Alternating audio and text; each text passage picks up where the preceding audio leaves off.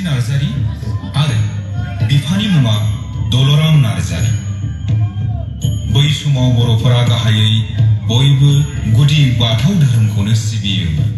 बेबायदिनो बिस्रानि नखराबो गोदो गुदि बाथौ धोरोम सिबियारिमोन। बेनि सायाव बिमा गोनोस्रिया गावनो दौदिनिमोन आरो बिफाया खेराइ फुजायाव खाम सिफुं दामग्रामोन।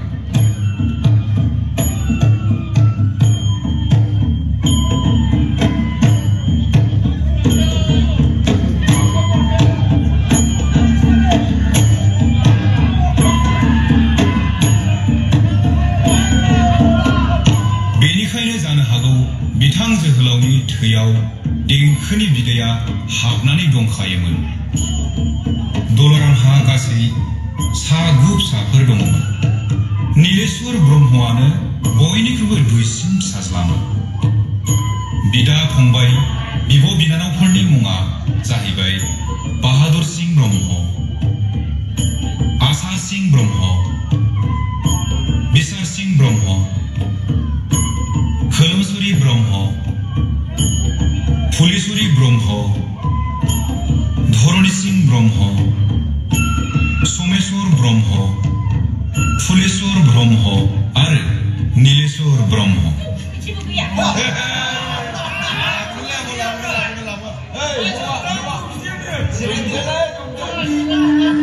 ब्रह्म धोरोम लानाय।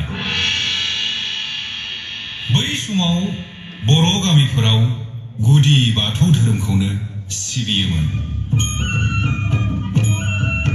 खेराइ फोरबो, गारजा फुजाफोराव फुजा होनायनि मुङै गोदो हाबनानै जौ बेदरफोरजों गफबना थाग्रा जासोबायमोन बर'फोरा। आरो बेल' नङा, सावरि बादालिफोराव खना लाना गावजों गाव नांज्लाय खमज्लाय नारा नाथा नेमखान्थि लाना गुलाय गुजाय जालांनो हमबायमोन। बर' समाजाव मोनसे गाज्रि आबहावा फैबायमोन। गुबुन हारिफोरजों सैया सुखुवा सैमा अमाफोर बादि मुगैजाबायमोन आरो गुबुन हारिफोर बायदि दावगानो हायाखैमोन। बै समाव जोंनि बर' हारियाव सासे महापुरुष जोनोम जादोंमोन। बिथांनि मुङानो जाबाय गुरुदेव कालीचरण ब्रह्म।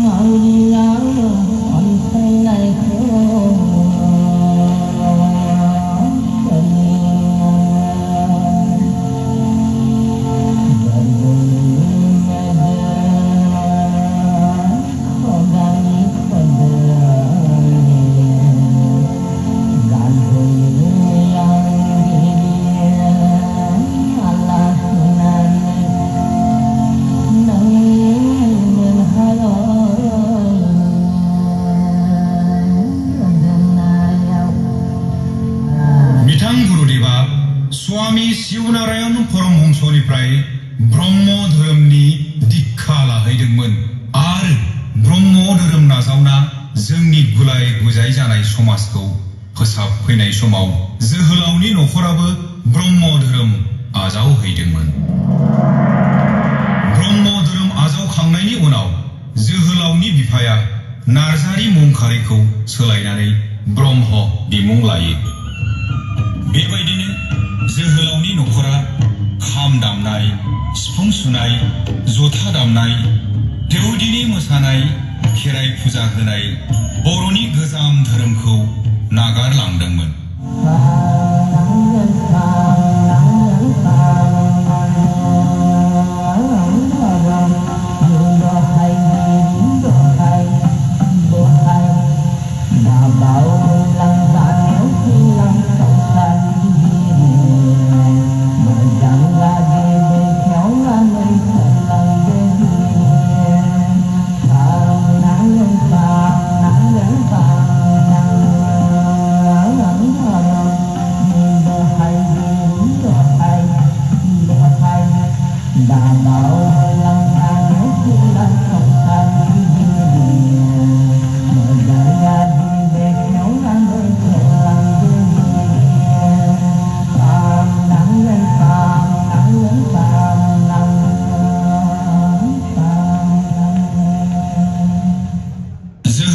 फरायसालियाव थांजेननाय जोंनि बर' हालामाव बै समाव फरायसालिनि अनजिमाया बाङायमोन।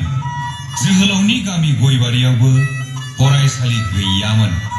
जोहोलावनि बिदा देरसिन बाहादुर सिं ब्रह्मआ दैखरगुरि गामियाव गंसे भेन्सार स्कुल फसंहैदोंमोन। बै फरायसालियावनो जोहोलावा बिदा सोमेश्वरजों गुदि सोलोंथाइ लानो थांफाजेनदोंमोन।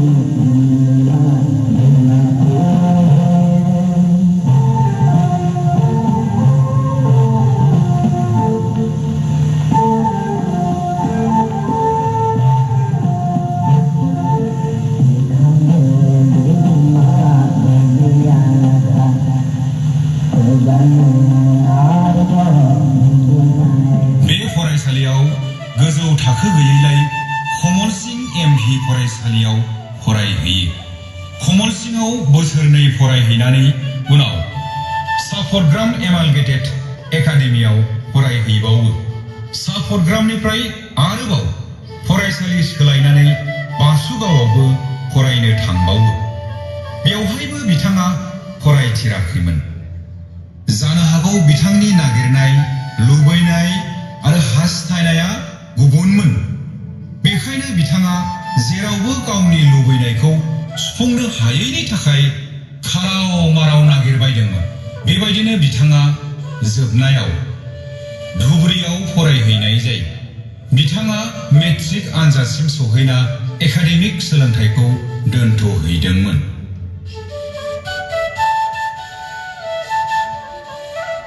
जोहोलावनि देंखो सोलोंजेननाय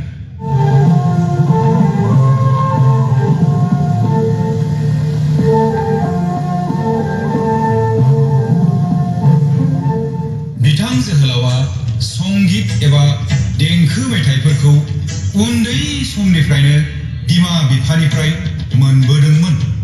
मानोना बिमा बिफाया खेराइ मोसानाय, मेथाइ खननाय, दामनाय देनायाव आखा फाखामोन।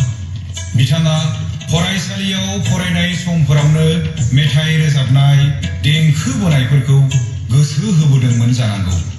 जेब्ला धुबुरीयाव फरायनो थाहैयो अब्ला बिथाङा नरेन्द्र रय मुंनि सासे संगीत फोरोंगुरुजों देंखो बोनाय, मेथाइ रोजाबनो सोलोंनो जुरिजेनदोंमोन।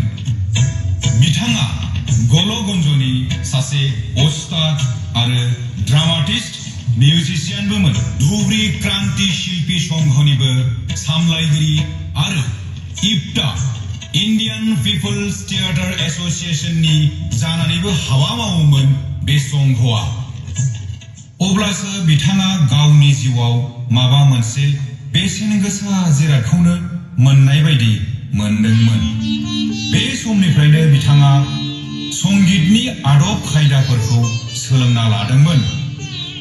जायखौ जों क्लासिकेल मिउजिक बा शास्त्रीय संगीत होनना बुंनाय जायो।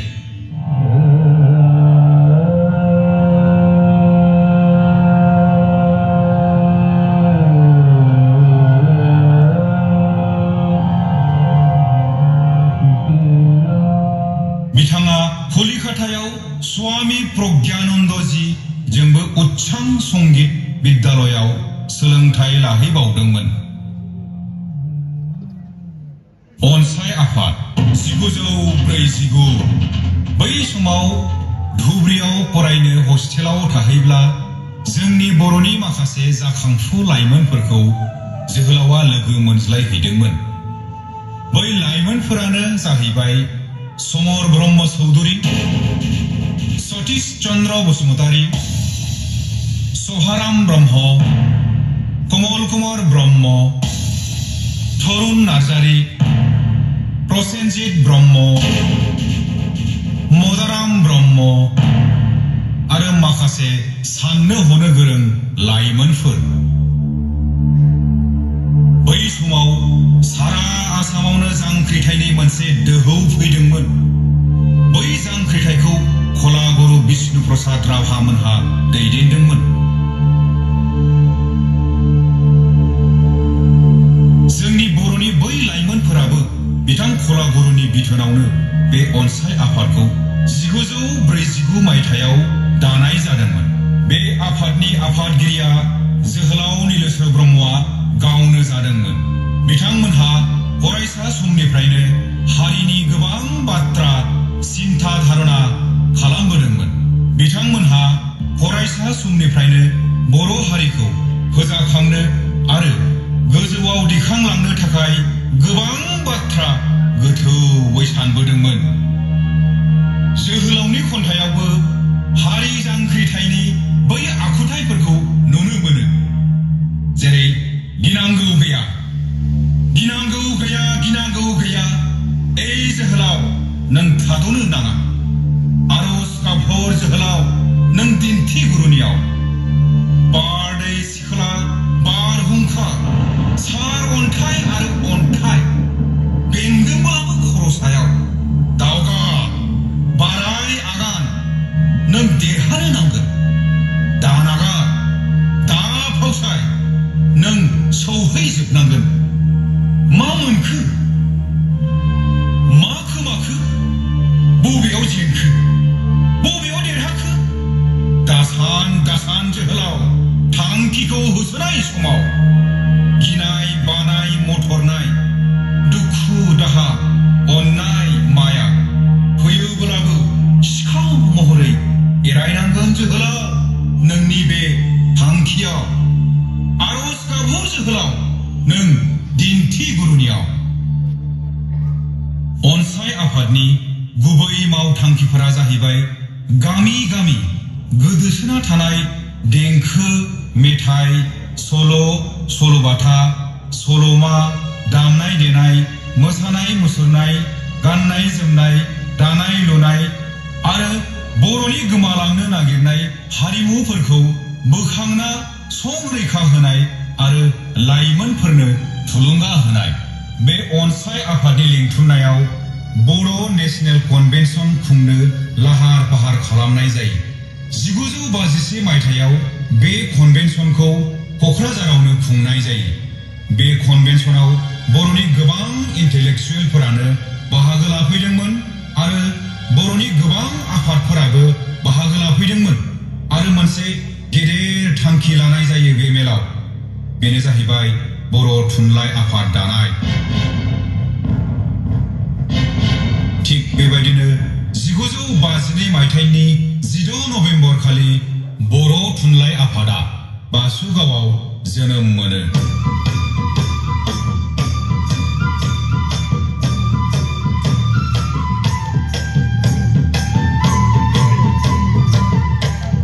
ग्राम'फन रेकर्ड 1951। जोहोलावा मोनसे समाव गामि गामि बैफोरबायदि सुबुं मेथाइफोरखौ खनसायना जेब्ला गावनि डायरियाव लिरथुमना लादोंमोन, बेफोर मेथाइफोरखौ लिरना दोनब्लाबो सुरा गोमानो हागौ होनना ग्रामोफन रेकर्ड खालामनो अनसाय आफादाव ज' सावरायज्लायो आरो मोनसे रिजोल्यूशन लाना बै मेथाइफोरखौ रेकर्डिं खालामनायनि थांखि लायो। कलिकातायाव थांना रेकर्डिं खालामहैनो थाखाय बिथांमोनहा थाखा फैसानि हेंथा फैदों। अनसाय आफादनि हेफाजाबाव जोहोलावखौ रांनि मदद हरनो सान्दा खांनो थांखि लायो आरो उदालगुरिनिफ्राय नर्थ बेंगलसिम डनेशन बक्सआव दखान दखान गामि गामि न' सान्दा खांनायबो जादों। बे सान्दा खांनायाव गोबां मानसिफोरजों बायदिसिना बाथ्रा बुंजासोदोंमोन। सोरबाया बुंदों, मा आरजाथारै खामानि गोसोखाङो नोंसोरलाय? आरो सोरबाया मोजां थुलुंगाबो हरदोंमोन। बे खामानिखौ मावफुंथारनांगोन दे जोहोलावफोर। आरो मोनसे फिसा जाथायबो जाबावदोंमोन। सासे बिबायारियाबो बिथांमोननि खामानि मावनो लानायखौ नुना थुलुंगा हरदोंमोन, गावनि मागिनाय रांनि थफ्लाखौनो हरफाना। दुखु खस्थ'नि गेजेरजों रां जमा खालामना बिथां जोहोलावा कलिकातासिम आगान सुरलाङो आरो कलिकातायाव HMV His Master's Voice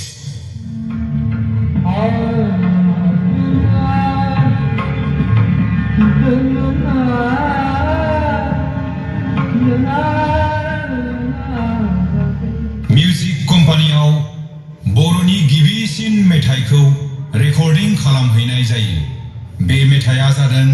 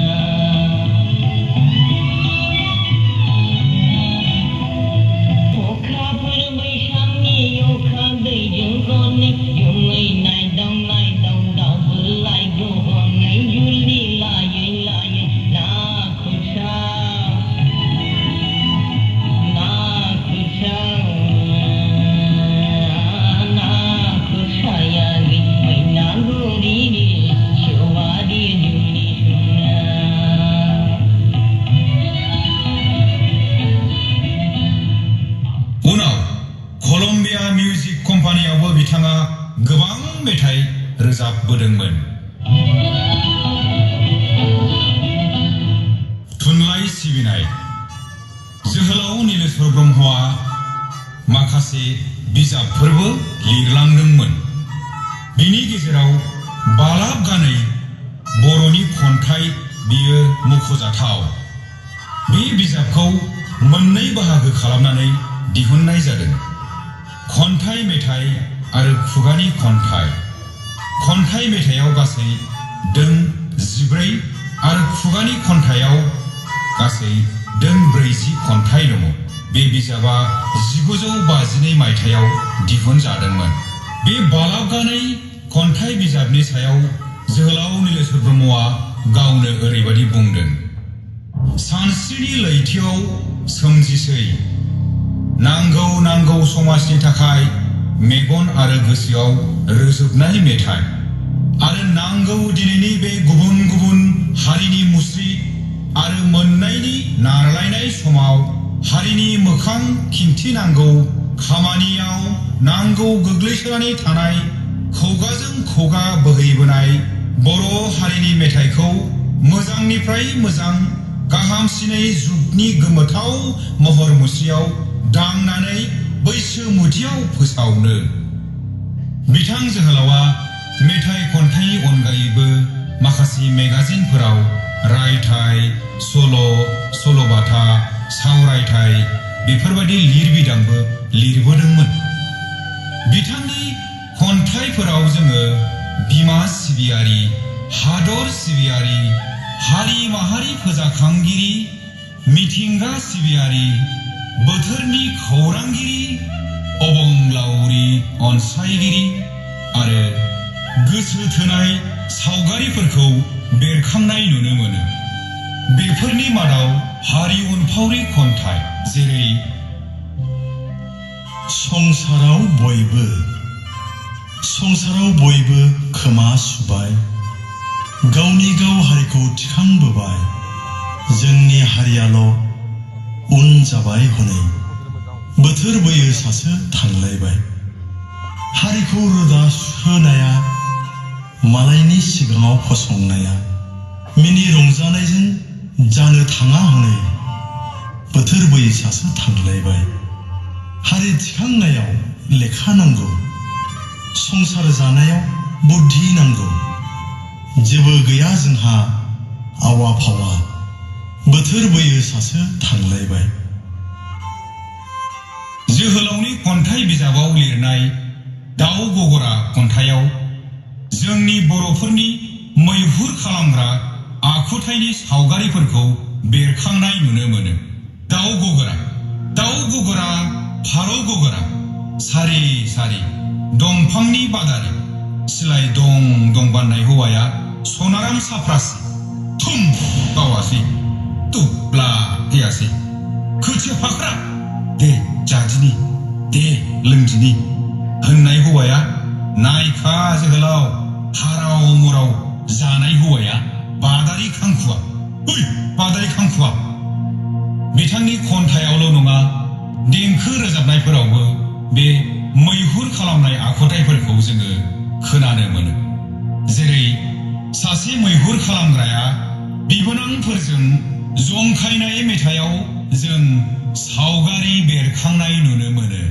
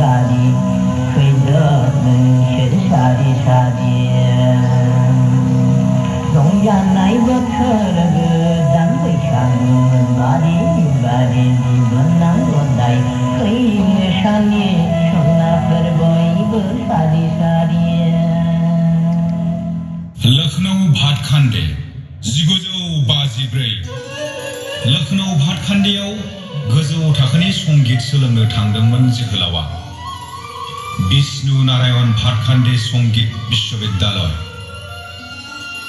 बिथाङा गासै 3 बोसोर संगीतनि सोलोंथाइ लानो थाहैदोंमोन लखनऊआव बे सोलोंथाइ लाहैनाय समावनो बिथाङा आरोबाव गोबां मेथाइ सुजुबावदोंमोन Hãy subscribe cho kênh Ghiền Mì Gõ để không bỏ lỡ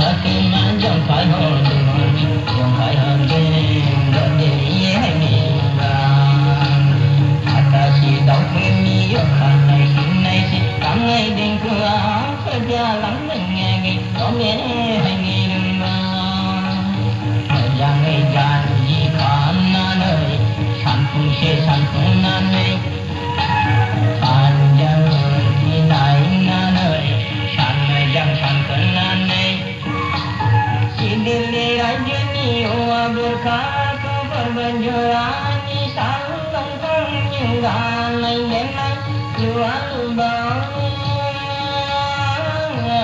सबेरे रुमां साहां देरा गंसे सानजाहां बाख्रि गंसे बाया बायदि गंगार हाजोनि गंने नामेनि सुहालिसिया लोगोआव गाय मासे बाया बायदि गंगार हाजोनि गंने नामेनि सुहालिसिया लोगोआव गाय मासे निफुङाव जानि थोरजि गाजरि जामरंनि ओंखारलायदों दांनाय बोनाय दुमदों खादों सबेरे रुमां खोलाहा गलि गंसे सोनाबहा संग्रा गंसे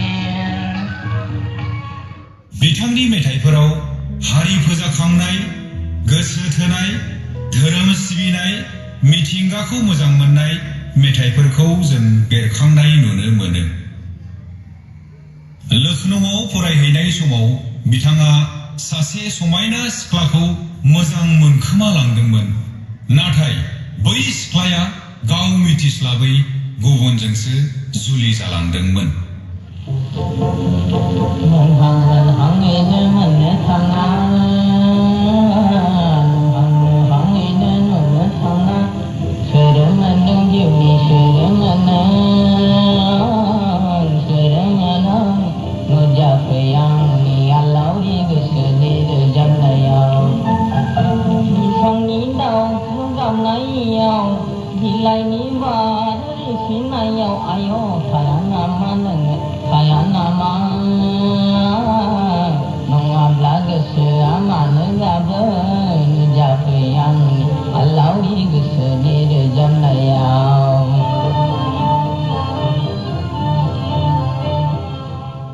बिथाङा बेनि दाहा धिक्खाराव बेसेबा गोबाव जुलि जाया होनना दारि खानाय लावगोमा होना थादोंमोन।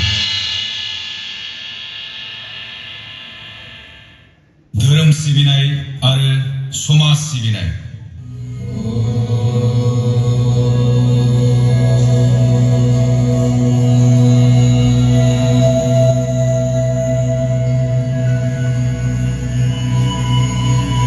बिथाङा ब्रह्मचारिबो जादोंमोन। गुरुदेव कालीचरण ब्रह्मनि शिष्य बिजय सिंहजों अमृतपुरनि आश्रमाव थाफाहैदोंमोन। गामि गामि ब्रह्म धोरोम फोसावनाय जयग होनायखौ बांसिन गोसो होदोंमोन। देंखो रोजाबनायखौ नागारनाय बायदियानो जाबायमोन। बिथाङा गावनि जायगायावनो गंसे नेशनेल एकाडेमी अफ मिउजिक फसंनो नाजादोंमोन। बे एकाडेमियाव एडाल्ट एजुकेशन, कारपेंट्री एजुकेशन आरो भकेशनल एजुकेशन थागौमोन होनना बुंदों, नाथाय बिथाङा रावनिबो मदद मोनैयाव बै सिमांफोरखौ जाफुंहोनो हायाखैमोन।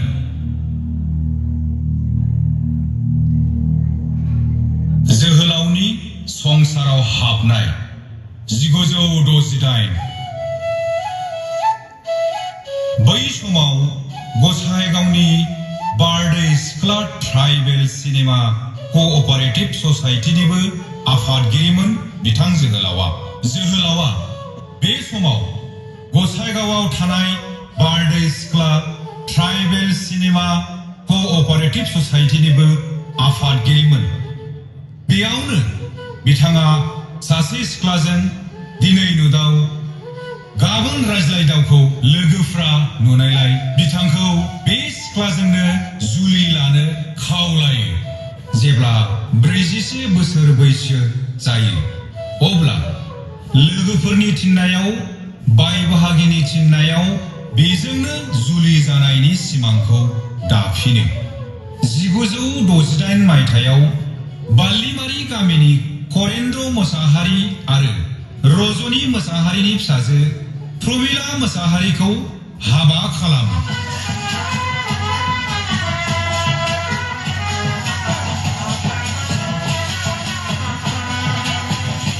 हाबानि उनाव बिथांनि रानज्रबलांनाय जिउआ एसे दैमु दै बोहैफिननो हमो। नाथाय संसार जानायनि खामानि आरो राजखान्थिनि हाबाफारियाव नांथाबनानै थानायलाय गोदोनि बायदि सोरजिलु गोसोखौ फोजाखांफिननो हाफिनासै। बेनिखायनो बिथाङा दोंफा दोंनैनि अनगायै गोदान मेथाइ सोरजिनो हाबाङाखै। जोहोलाव नीलेश्वर ब्रह्मआ प्रमिला ब्रह्मखौ हाबा खालामनानै सा 6 हौवा आरो सा 2 फिसा हिन्जाव मोनो। बिथांनि फिसाफोरनि मुङा फारियै राजनयन ब्रह्म, नीलनयन ब्रह्म, प्रतिभा ब्रह्म, सन्जीव ब्रह्म, धनजित ब्रह्म, जिलिमा ब्रह्म, राजपुत ब्रह्म आरो सम्राट ब्रह्म। जोहोलावनि मुलुग संसारखौ नागारलांनाय अमृतपुर आश्रमाव थानाय समावनो बिथाङा एफा एफा बेरामाव गोग्लैखाबायमोन। बिथाङा 59 बोसोरल' जोरनानै दंमोन। बिसि प्रमिला ब्रह्मनि आखायावनो फिसाफोरखौ फेदेरनायनि बिबान होलांनानै 1986 मायथाइनि 1 जानुवारि खालि बिथाङा हरखाब रुंसारि जानानै थाङो। जेसेबां दिन, जेसेबां बोसोर बर' हारिया थांनानै थागोन, एसेबां दिन, एसेबां बोसोर जुगे जुगे बिथां जोहोलावखौ गोसोखांबाय थागोन बर' हारिया।